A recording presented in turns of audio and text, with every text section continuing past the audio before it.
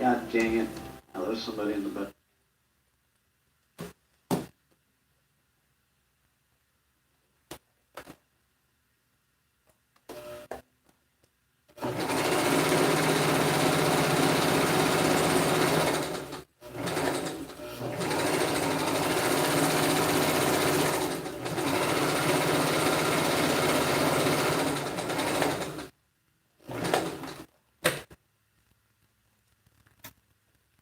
Good morning, friends. How are we doing today? Today is Wednesday, April 27th. If you haven't figured that out yet, I should have put my computer on. It's the one thing I forgot to do, was load the computer before I started my news briefing this morning. Good morning to all who are live in the stream. And I hope that you're surviving today. I have to tell you that masks are amazing. And while not all masks are the same, the masks on Eric Brandt's face are not equivalent to today's April 29th. Thank you very much, Chris Marcus. It is April 29th. The masks are not the same for everybody. Right and wrongs, Teflon Iron, Diana 393, everybody who's in here. If you have not been to Pikes Peak Auditors this morning or yesterday to watch the phone call with Eric Brandt, you need to see it. And I'm going to try to pull it up real quick while I'm thinking about it. Not all masks are made the same, and I want you to know that the masks that we're making here in Denver keep upgrading. We have been attempting to work with this Olifun, which is a thick layer that has it gets down to 0.5 microns, 0.3 microns, something like that. Zoom with Smokey Bear. I got an email from you the other day. Good morning. Yeah, Run for Your Life is definitely one of the things that people are saying, and you should run because it's going to get your blood pressure and your health, and it's going to take good care of you physically. Pikes Peak Auditors. Anyway, Pikes Peak Auditors came by yesterday, helped cut masks for draw masks for the nurses and the inmates. Blibbits 420 came out yesterday and helped cut masks. I'm working on filters, and I just want you to see this physically. Letters to inmates. Yeah, that's my writing. Flowing by Janet H. This is Janet. And I want you to see Eric's mask here. I told him if the visit comes back, they should come over here. Where the hell did they go? I would really. See how it's loose on the side there? Elected prosecution. See how it falls over his nose? Right. So how did you get your masks? Are they still making them out of old jail uniforms? Are they donated? They're still old jail uniforms. Okay. Yeah, it's still like having fiberglass on your face. You need a seamstress. These stitches go right on your nose. I laughed when the stitches were all fucked up and I had sprays in my nose the whole time. That's Jefferson County working hard. That makes sense. Working hard. Yeah, It is going to and I wore work. the same soapy mask for 11 straight days. Fuck them. It is going to 11 work. days. So that's the mask that Eric's wearing, and we'll give you a reminder that I see there's a question. We don't have an outdate for Eric. He's got trials. He's got convictions that he hasn't even been sentenced on yet. Right now, every day that he serves doesn't count for stuff, except things like showing how COVID is in the Jefferson County Jail. So we're working on a bunch of things here, folks. Masks are a big deal. And the mask that I've been making got an upgrade over the weekend with an extra filter lining instead of having you put your own in. There's still mostly, for most of these, a pocket in there. But I sent these to the nurses at 6 a.m. yesterday morning. And I got a message. I woke up to a message that says, we love these masks. They go over their existing surgical style masks for nurses in the jail. And we're working on ones that they can autoclave between each COVID patient. Because as you can understand, the 7th floor, or the top floor of the Jefferson County Jail, is where the inmates who have COVID are residing. I guess the idea is that it's up at the top. There's more air opportunities for airflow, maybe. I don't know. I think the disease will rain down on everybody else below hand. And when the jailers aren't wearing masks, then they're going to spread it to the inmates. If the inmates aren't wearing good, effective masks, then they're just transmitting that amongst themselves. So that's what we have going on in Jefferson County is a transmission by these really sloppy masks going through. So we're working on these Olifun, which are a very thick layer, and these are supposed to be autoclavable. I also have HEPA filter bags that we're cutting apart.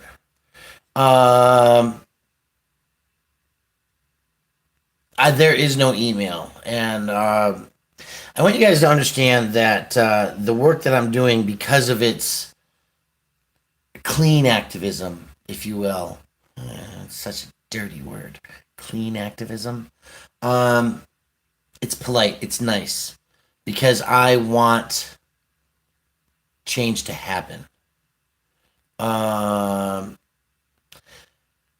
And so I want the inmates to have the right mask patterns if they're going to make their own masks in the jail.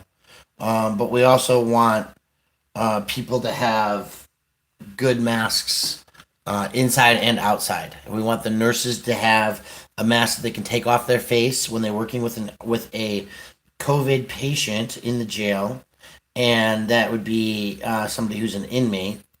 And we want them to be able to take that mask off immediately and autoclave it. Text message, not an email, text message. So I'm working on some things here. We're trying to figure out how to make these filters secure and make sure that they last. All the good stuffs that we need to do, so that they're comfortable for all the wearers. No, and it's okay. I just I want you to know that, like, so these are HEPA filters from vacuum cleaner bags, and they have multiple layers in them, right? So I actually cut one here. This filter is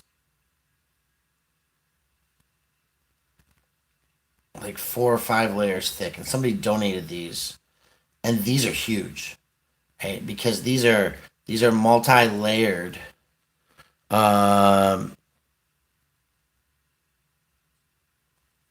These are multi-layered.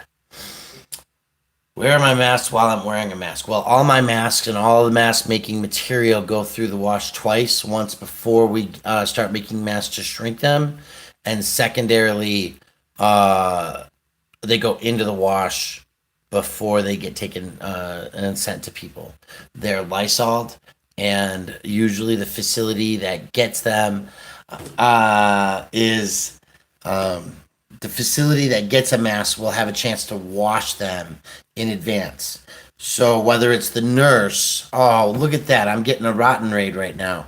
Whether it's the nurses at the Jefferson County Jail who picked up masks at 6 o'clock yesterday morning to wash and then wear on shift last night. I'm excited to report that the Jefferson nurses are happy with their masks. They're really excited with them. The Denver County Jail system is taking masks. And so if you're in here on a rotten raid, or if you're here because you watch Cut the Plastic on a regular basis, we're taking masks, and you can email me at cuttheplastic@gmail.com to get a mask mailed to you. We are asking $15. It's better to order more than one at a time. Every mask that gets made and sent to a human being that purchases it guarantees that another mask is being made and given away. The materials, the fabric, the time. But also, you have to know that the community is showing up. Yesterday, I had men outside my house under an awning at cutting materials. And Joan Rotten, thank you for being here and for sending us a Rotten raid this morning. We had First Amendment auditors, we had activists, we had just members of the community who showed up, laid out fabric on table. Good morning, Blibbits 420, one of those activists who came out and cut all this material. All of this was hand drawn yesterday. They were cut yesterday, and after I get back from the food bank this morning, we're going to be sewing more of these. These are for the inmates. These are going to be going to the Jefferson County Jail nurses and to the inmates at the Denver County Jail. If we are able to get the Jefferson County Health Department to accept for the inmates, we'll do that. So this is fresh cut fabric. It's cotton. We've got HEPA filters. We've got Oli Fun. We got cotton poly blends that look like plant life, right? And I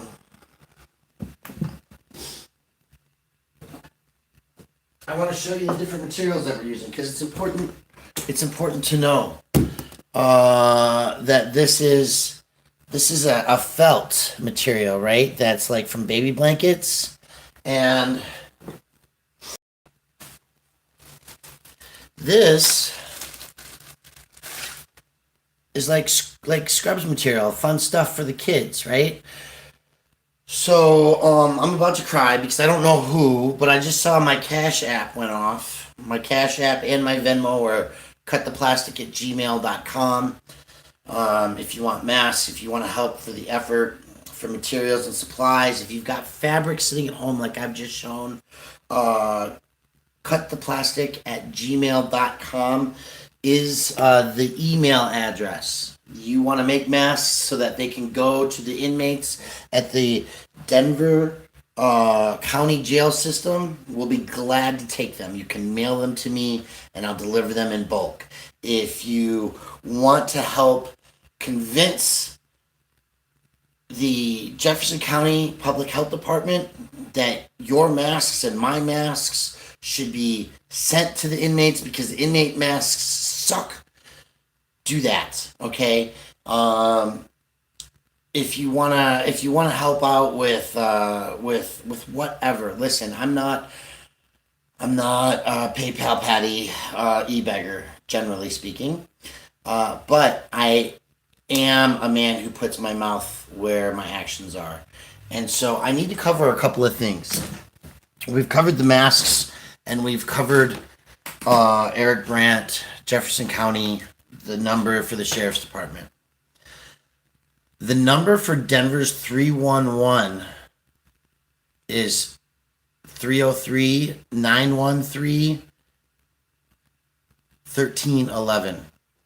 And the thing that I'm really concerned about today, this morning, is I'm headed over to the food bank. I'm headed to the food bank to provide food for people who will get deliveries. Okay, we got to get fresh fruits, vegetables, cheeses, milks, canned goods, pasta, cereals, canned fruits and vegetables into the hands of people who are housed and who are sheltering in place. Okay. But tomorrow morning, the city and county of Denver, in a multi-agency effort, is going to be evicting roughly 300 people from downtown Denver. They've been ordered to shelter in place. There's a possibility the National Guard is going to be arriving and cleaning them out because they've been ordered to move. Now, the state's been back open for a day or two, is safer at home, but the city of Denver is still closed. And in the links to this video that I created, you are going to find a news article showing how Denver is enforcing businesses to stay closed. You're going to find an article showing the eviction plan. And you're going to see some information from me as well. I thank you all who are here in the chat. I've gotten another masked man or something flashed over my screen. And I thank you for the assistance, the donations, the direct mutual aid to affording all the people who need masks to get them. Grateful Gal, Marine Vet Mom, just some of you who I see flowing through my chat, Gma Pam, hit those numbers. Joe Black has put up the Jefferson County Health Department. There's information on how to email or send contact information to Eric Brandt. And as always, I'm asking you not to just do this in Denver, Colorado, and not just for Denver, Colorado. Friends in Code, Chris Marcus are people who know that their neighborhood jails are also at risk. In Weld County, the state and the sheriff's office are at a battle, and we're looking at how jails are dealing with this, right? So Weld County had a whole bunch of inmates. First one, there's a lawsuit. You failed to try to protect us. Now, Sterling, Colorado, the state prison system, 238 inmates are diagnosed with COVID. Everybody who got a test is positive, basically. Jefferson County Jail, they're not testing the inmates. They're not releasing the data on the sheriffs. They stopped at the first one. They said, we got one. April 1st. They're not telling us, except for the inmates telling us. 27 sheriffs sent home. When I spoke to the nurse that I gave the mask to yesterday morning at the Jefferson County Jail, how did you know this? She said to me. How did you have this information about COVID in the jail? Well, I'm a member of the mask task force, and you know we're helping. We're reaching out to everybody, but we have inmates and family members and friends. People who are on the inside experiencing this. People standing on the sidewalk outside the jail, like Ghost Rider, videotaping in the last 48 hours what looked like a whole section of inmates without masks, right? Phone calls, video chats showing how messy the masks are going to cause some problems. And so we do need solutions. And I saw a comment here in the feed that said the strings that I use on my paracord are not likely going to make it to the inmates. And I agree with you. So if you have a serger and you can make me 48 inches of serged material, we can feed it through the loops, or we can zip it. We can attach it. Rikers Island inmates, pure fluent. I can't read very much. Fluent, it looks like. And thank you for your donation. I saw that Cash App at Cut The Plastic popped up on my screen. People who are on the inside of jail should be on the outside. It's absolutely true. But if they're stuck on the inside and we can't get Eric Brandt freed, as Hope Powell and so many of us asked for, what we need to do is protect the inmates. Okay, so the Geneva Conventions are some of the basis of inmate rights, and if you don't stand up for these people, who's going to stand up for you? That's kind of where I'm at right now, which is why I'm going to the food bank this morning I'm going to the food bank. I'm coming back home. We're going to be making more masks outside this afternoon from this headquarters in Denver. We're going to be asking you to make masks. I'm going to tell all of you a very honest truth. If you send me elastic, we're going to figure out how to use it. I haven't used elastic in any of my masks, maybe one or two. At the very beginning, I was trying to figure out how to make the elastic work. I just didn't have enough of it. I couldn't get it from the store shelves. But what I could get and what I do have is paracord. So I use paracord for all the masks that we sell, for the nurses, for the homeless. What are we going to do for the inmates? Well, we're working on it. I'll be honest with you.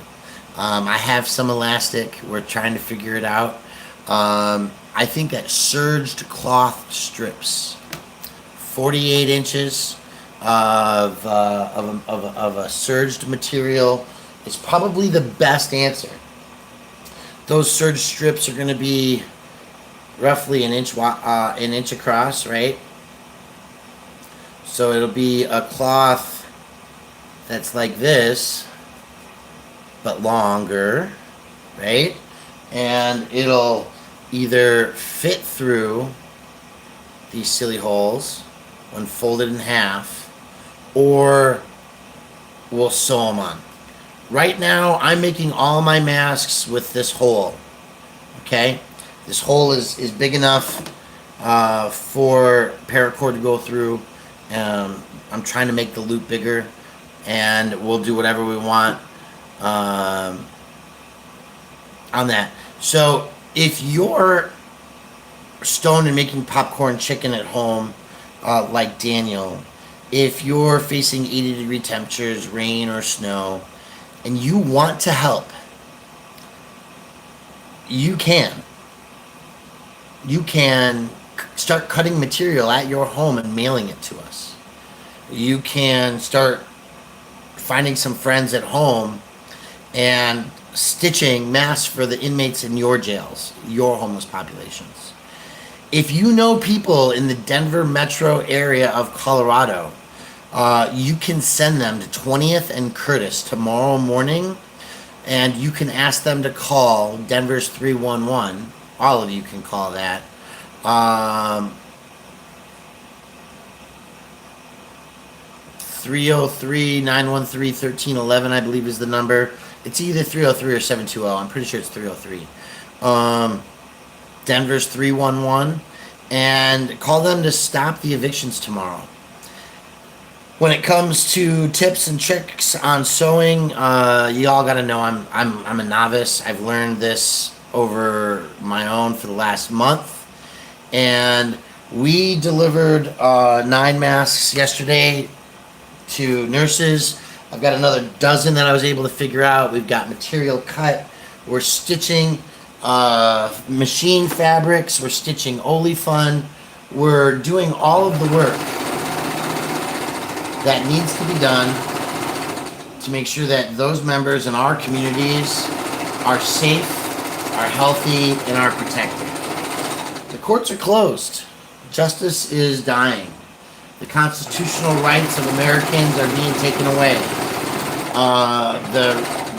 The examples of that are really easily found.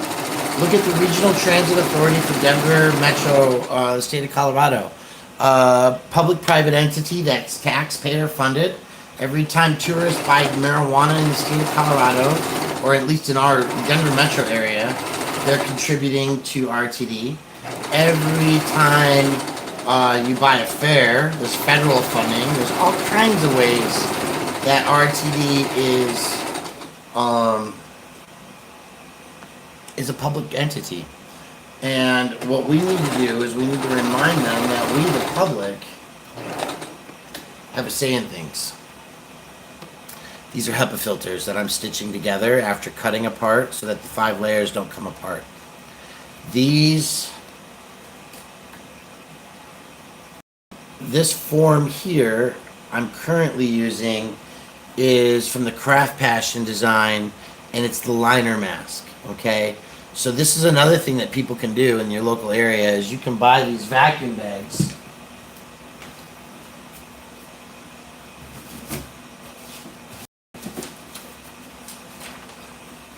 I'm looking for the vacuum bag.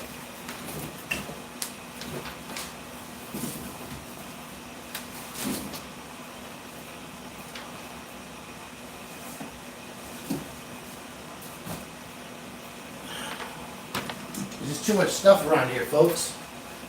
I need prepared materials because everything that's not prepared ends up all over. Anyway, they're a HEPA vacuum bag.